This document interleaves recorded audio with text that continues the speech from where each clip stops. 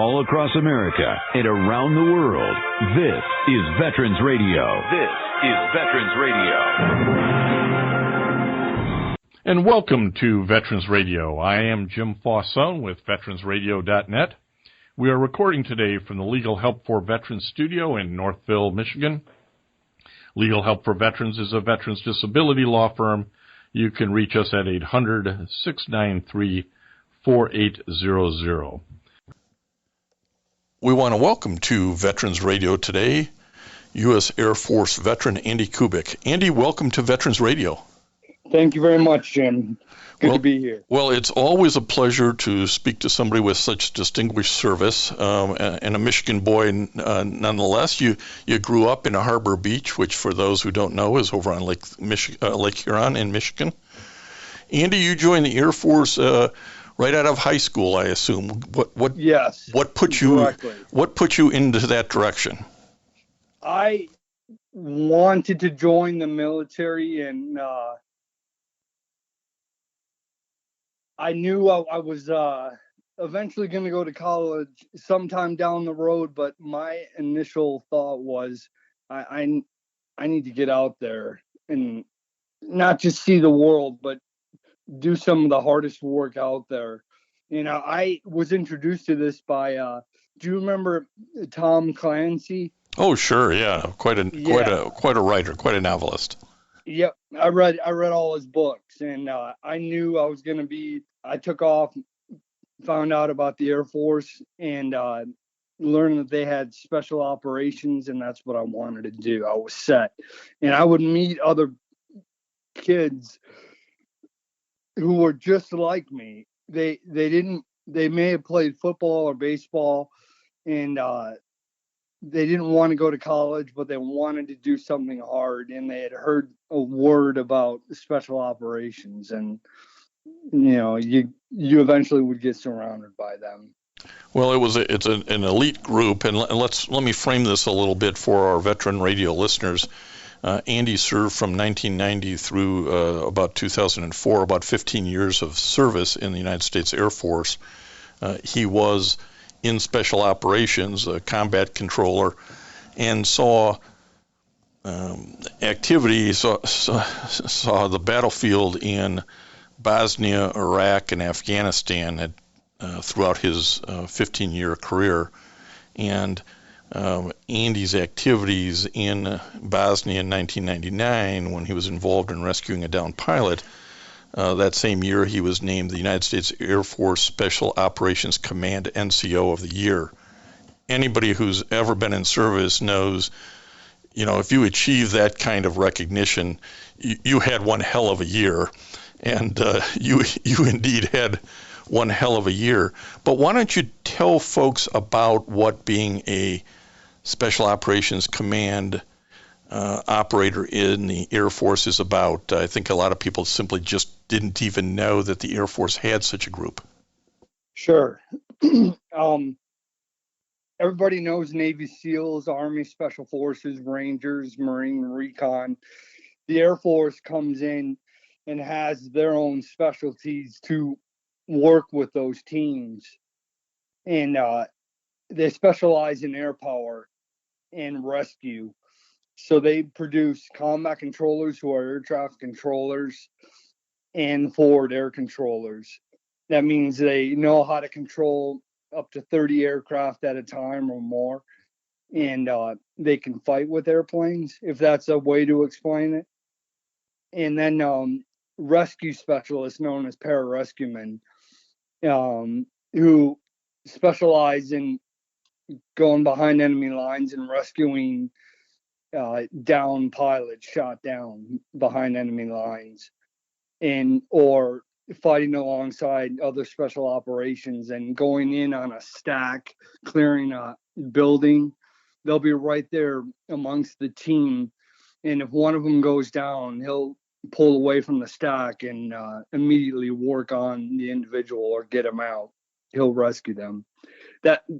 That's what it is to be an Air Force Special Ops or Special Warfare. And there's also air crew and pilots who fly especially modified aircraft. like MC-130s, AC-130s. Used to have the Pavelo helicopter. They still have the Pavehawk helicopter. They have the Osprey. Any kind of specialized aircraft to get special warfare personnel in and out of the battlefield. Andy, I don't know that you would know this number, but maybe you will. How many, put some context around this, how many combat controllers or Special Operation Command folks are in the United States Air Force? When I was in, there was 400. Now there's possibly 600. It's still a pretty small contingent of men, and I assume some women nowadays. No, we're trying, but there's no women. And is that because none have gone through the qualifications, or are they precluded from these particular slots now? It's we fully support them. It's none of them have passed. This forward air command, you say you fight with planes, is one way to frame it, and I think some of us maybe have seen this in the movies or read about it in what happened in Afghanistan. But it's that air combat controller who's on the ground marking targets for the airframes to come in and deliver their loads, right? Yes. Yep. For fighter, bomber, and intelligence aircraft. I suspect the guy on the ground is there pretty much in a stealth mode by himself. Tell us what a typical mission might look like in that role that you played. Okay, take the deployment at 9/11. We were doing unconventional warfare with Army Special Forces and Afghan native tribes. Unconventional warfare is when special warfare personnel align themselves with tribal foreign forces and they teach them how to fight. Then they go in and they fight alongside these native tribes. It was it came to the public's eye in Vietnam, and it wasn't really until 9/11 that they really had equal action doing it for real. I was an example of a combat controller aligned with the Army Special Forces team. At 9/11, we had 8 of us, 8 combat controllers with 8 different teams go into Afghanistan, and we fought alongside the special forces and tribal forces. We snuck in by helicopter, and the tribal forces had Toyota pickup trucks for us, or some of them had horses, and we rode with them. We rode a couple hundred miles for the city of Kandahar. That was our objective, to take Kandahar and to hunt down and kill as many Taliban and Al Qaeda with our weapons or with aircraft. And imagine getting to the last set of mountains before the Kandahar airport, and getting on top of the mountain and sitting there with a native Pashtun tribal leader who used to live in Kandahar but now lives in Phoenix, Arizona. And he is telling you all the specific things about the area. You're getting eyes on the location. It's flat desert terrain. And then 2 days later, you're dropping bombs. You're looking through scopes and binoculars. You have laser pointers. The aircraft have laser guided bombs, GPS guided bombs. One of the aircraft could be an intelligence aircraft who's been orbiting overhead, listening to cell phone conversations, tracking locations of Al Qaeda, and you're targeting. You're calling the aircraft in hot, which means they can drop their bombs. We did that for about 3 weeks and did over 350 close air support missions. fighting. Well, and you're using, at that point, the latest and greatest technology. The guy next to you may have ridden in on his horse, but you're showing up there and commanding and controlling these as a combat controller for the United States Air Force with the latest and greatest technology that you hope is going to work in this high mountain desert place. Did it always work? No. There were times where it was just terrible tragedies. Not on my team, but my teammate and his team, who was north of Kandahar, they had one mistake. That's all it took, was one mistake out of hundreds of successes. A B-52 bomber came in and dropped a 2,000-pound bomb on their coordinates. And it was an accident using the GPS. One of the teammates switched out the battery and continued to process the mission and didn't realize that the GPS reverted back to his position. And it dropped the bomb right on their position, killing 3 Americans and 8 Afghans. There were times when I have the pilot come in to drop a bomb, and 3 miles away, the bomb would land away from the target. And you'd shake your head. There was a time when, it's too long of a story now, but we dropped a bomb, and at the last second, after the bomb was released from the aircraft, the Afghan leader was like, no, that's our friend. And I was like, what do you mean that's your friend? You just told me that was Taliban. And the guy survived the bomb. Yeah, I think, again, we get this sanitized version back here in the States as to how this really works. But anybody up close knows, it's not only brutal, but it's got all kinds of rooms for error.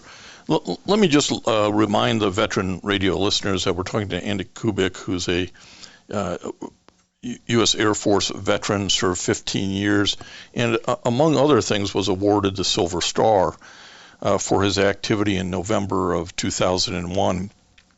He was attached to Operational Detachment Alpha, which was attacking north through a valley toward Kandahar, Afghanistan, with a 500-man anti-Taliban force that began a decisive engagement that took quite a long period of time, and there was a withering barrage of anti-aircraft gunfire and rocket grenades that had the team pinned down. As a massive volume of fire rained down on them, stunning the coalition, Staff Sergeant Kubik stayed in an exposed position and calmly coordinated emergency close air support with devastating effectiveness. Staff Sergeant Kubik controlled numerous bombing runs that set the conditions for a counterattack by Special Forces team and anti-Taliban force, which led to the battlefield being swept of the enemy forces. Staff Sergeant Kubik's decisive actions were overwhelmingly responsible for breaking the back of the Taliban resistance and cleared the way for the final offensive on Kandahar and subsequent victory in southern Afghanistan. And I'm reading from his Silver Star citation. So Andy's seen it all in theater. Getting out as you did in 2004, so three years or so after that hellacious activity in Afghanistan, the transition back to civilian life was not particularly easy for you, was it, Andy? No, it wasn't. And as we transition to that, let me emphasize a couple things. That what you just read, that was my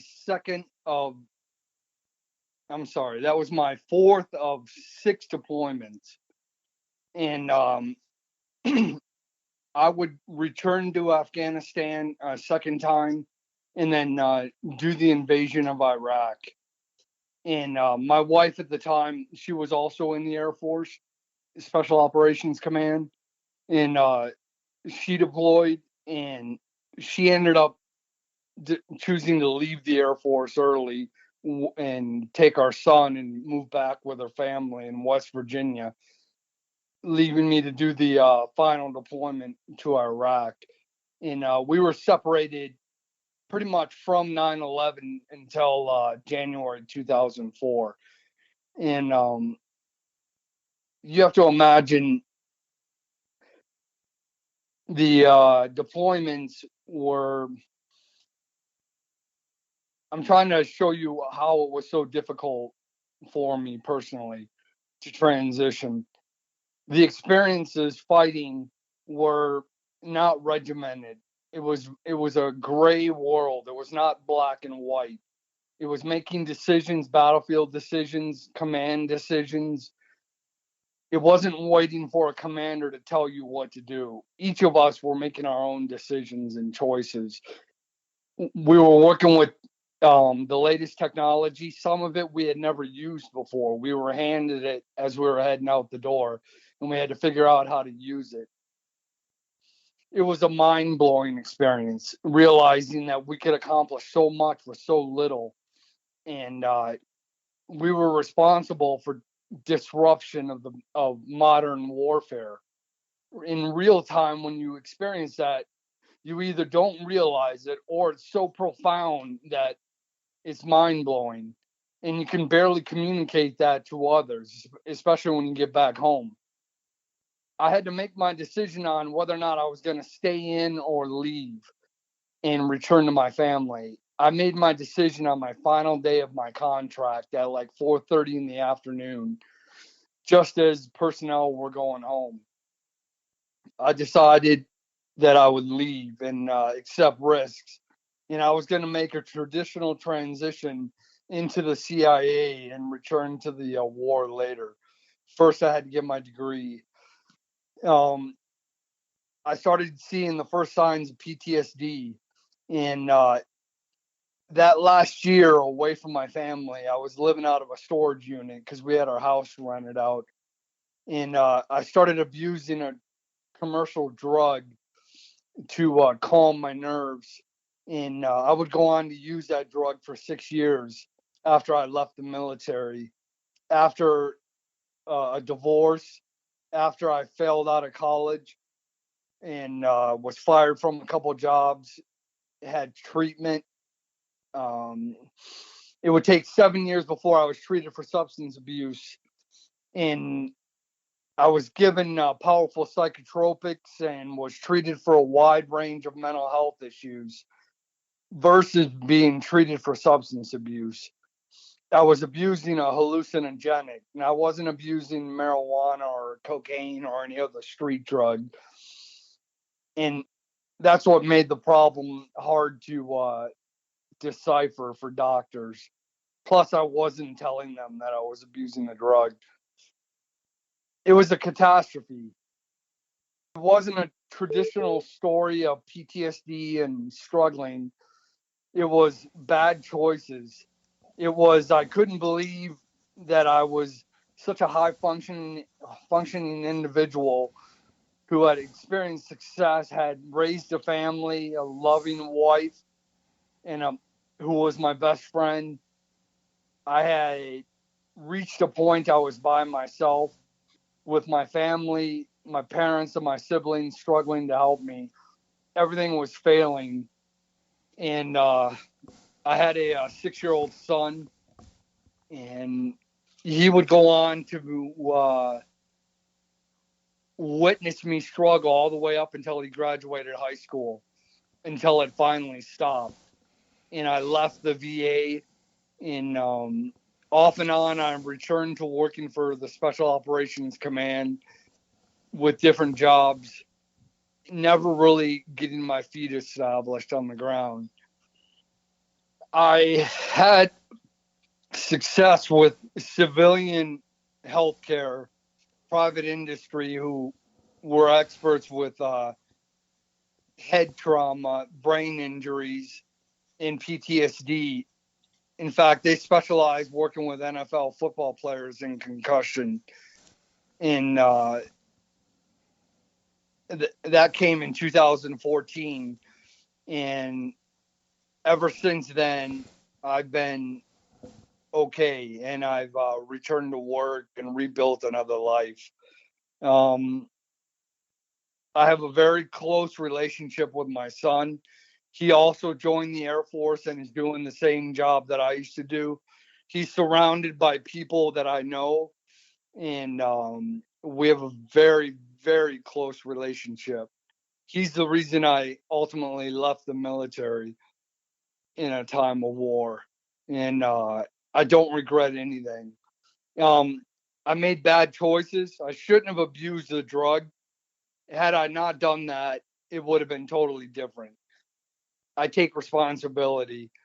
It's very rare for special warfare guys to they'll abuse alcohol, but they won't typically abuse drugs. And I was an anomaly. Um, Despite that, they've never left my side. So it's a close community. Well, it really demonstrates it's a family. They haven't let you fall through the cracks. No. Although it sounds like at times you were trying to force yourself through the cracks. Yes. And Yep. I know that you had some hospitalization. 14 times. Yeah. Did you find that the VA wasn't? Yeah, they weren't ready for. I was the first Afghan Iraqi veteran in the Ann Arbor VA, in the Dayton VA, in the North Carolina VA. The last time they saw an extreme case like mine was Vietnam. And it sounds like that through the service you had some traumatic brain injury situations, but you found a civilian healthcare provider that kind of specialized in that area? Yes, and I want to say their name if that's okay. Go right ahead, Andy. Yeah, it's the Eisenhower Center in Ann Arbor. I found this through the Special Operations Command, and they have a ranch out by Chelsea, in Chelsea, Michigan, that houses former NFL players and typically special operations warriors. Yeah, we're familiar with Eisenhower and Camp Liberty out there. They do great work, and we're glad you were able to mention them specifically. Yes. As those bad choices led you down one path, it took years. Maybe it's 10 years or something to kind of get back on the right path. But you got some education in. I found a book that you wrote, The Art of 21st Century Warfare, talking about how warfare today is more surgical. You kind of got yourself back on the right path the same way probably you made yourself a combat controller, just sort of one step at a time, it sounds like. Yes. Yeah, I appreciate that. Yep. And the fact that your son has joined the Air Force, we often ask this question, but I think this already answers it. We often ask veterans, looking back, if you had a son, a daughter, a niece, a nephew, a neighbor's kid who is saying, do you think I should get in, join the military? What would you say? Oh, I support them 110%. I can't live that life and have all those successes and failures, the amazing experience, and not share that or support someone else. I got equal experience as going to an Ivy League university. It's hard to put into words. I'd support them 110%. Well, let's tell everything's dangerous in their own way. Oh, absolutely. Let's tell people today what you're doing for Air Force Special Warfare. I am a field developer working alongside Special Warfare recruiting, helping select, train, and develop candidates who want to try out for the same work that I had done. And I represent Michigan, Indiana, and Ohio. And are these candidates already in the service or thinking about getting involved, Andy? They're thinking about joining, and they're typically in high school, but also college. And if somebody says, you know what, that level of adventure and patriotism and hard work is a challenge I want to take on, how do they get in touch with a field development recruiter like you? They go through a typical Air Force recruiter who will immediately direct them to the local special warfare recruiter. Every state has a special warfare recruiter. Now let's clear this up because you explained it to me earlier, and I don't think we've mentioned it on the air. Special Operations Command in the Air Force is what you were a part of back, a decade or more ago. It's now changed its name. Is that right? It's still known as Special Operations Command, but they have changed from being known as Special Operations to Special Warfare. Okay, great. I just wanted people to understand the right language as we go forward here. Andy, we really appreciate you taking time today, talking to Veterans Radio, and certainly Andy Kubik, the service that you've performed for the nation and continue to perform for this great nation cannot be simply. We can't thank you enough, and awards and medals don't do that either. We realize how difficult post-service is for a lot of guys, whether it's because they made bad choices or because their state of mind coming out of service lend them to make bad choices. We're always thrilled when we hear a story like yours that says, "Hey, this is how I got myself out of it, and what I'm doing today." So, Andy, thanks for taking some time with Veterans Radio. Hey, Jim, thank you very much. And my family appreciates those kind words. One last thought. There's going to be an experience of mourning and grieving. That's what they rarely talk about. Give your listeners a heads up if they're in the same shoes. And that can be easily dealt with. Oh, absolutely. You have to give somebody time to do that. And I think you also have to recognize that having a purpose is so important. And for you, it was the son and trying to be the father you wanted to be and the family that you wanted to create. And I think sometimes guys don't get off the couch and get moving because they kind of lost that purpose. They really do need that purpose, don't they? Yes, definitely. Again, Andy, thank you for taking time with Veterans Radio. All right. Take care, Jim. And I want to thank everybody for listening to Veterans Radio today. I am Jim Fausone. It's been a pleasure to be your host. I'm a veterans disability lawyer at Legal Help for Veterans, and you can reach us at 800-693-4800 or legalhelpforveterans.com on the web. You can follow Veterans Radio on Facebook and listen to its podcasts and internet radio shows by going to veteransradio.net. And until next time, you are dismissed. If you have a VA claim denied by the Board of Veterans' Appeals, contact Legal Help for Veterans at 1-800-693-4800. They're experts in handling cases before the U.S. Court of Appeals for Veterans Claims. Their number again, 1-800-693-4800. Veterans Radio needs you. If you like our shows that are informative, surprising stories, and relevant information on what's happening at the VA and the military, we'd like your support. Individual support of $5 to $50 a month or corporate sponsorship of $1,000 to $10,000 would be welcomed. You can go to veteransradio.net, click on the sponsorship or support tab, pay online, and keep Veterans Radio on the air.